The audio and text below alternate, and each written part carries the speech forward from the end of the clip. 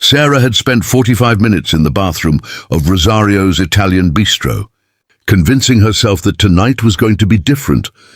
She had curled her hair, worn her favorite blue dress, and even practiced conversation topics in the mirror that morning. If you believe in kindness, second chances, and the power of small moments to change lives, please like, comment, share, and subscribe to Kindness True Stories. Also tell us in the comments, where in the world are you watching from? Her friend Priya had set her up with a man named Daniel, a corporate lawyer who liked hiking and had a great sense of humor.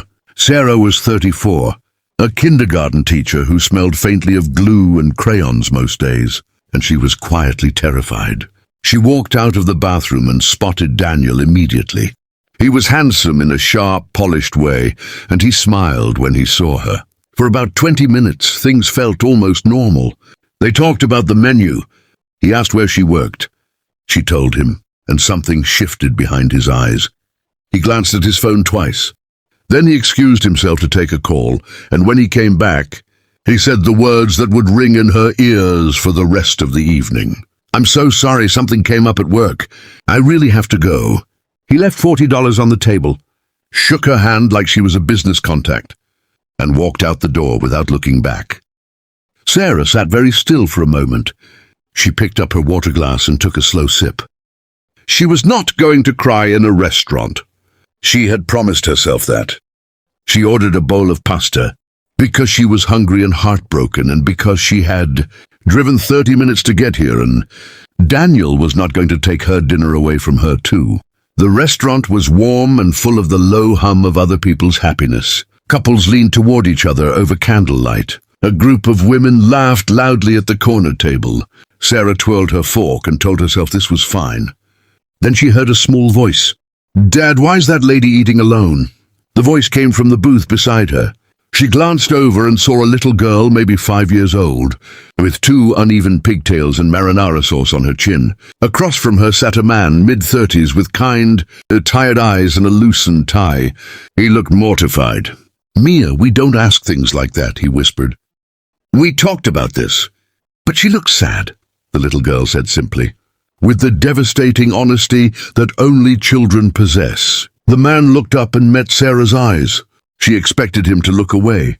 Instead, he smiled, and it was such a genuine, apologetic, warm smile that Sarah felt something loosen in her chest. "I'm so sorry," he said. "She's very observant and has absolutely no filter." "She's right," Sarah said, surprising herself. "I am a little sad, but this pasta is helping." The little girl, Mia, beamed like Sarah had said something wonderful. "Pasta always helps," she announced seriously. "That's what Daddy says." The man laughed softly. "Tom," he said, extending his hand across the space between their booths. "And this is Mia, my daughter and my loudest critic." "Sarah," she replied, shaking it. Tom explained without making it awkward that his wife had passed 2 years ago, and that Friday nights were their tradition. Just him and Mia, pasta and lemonade. There was no performance in how he said it.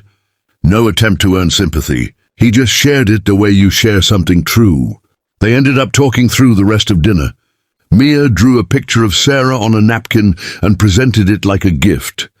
Tom asked Sarah questions and actually listened to the answers, tilting his head slightly, the way people do when they genuinely care. When the check came, he insisted on paying for her pasta, and she let him. Outside the restaurant, under the amber glow of the streetlights, Tom paused. He looked nervous for the first time all evening. "I know this is completely out of nowhere," he said, "and I know you don't know me, and this might be the strangest thing anyone has ever said to you." He paused. "But would you like to do this again sometime? Not accidentally, I mean, on purpose." Sarah looked at him. She looked at Mia, who was holding her father's hand and looking up at her with hopeful, sauce-stained sincerity. "Yes," Sarah said, "I really would. Sometimes the night that breaks you is the same night that begins everything. If this story touched your heart, please like, share, and subscribe to Kindness True Stories, where every story is a reminder that kindness still exists and love still finds a way.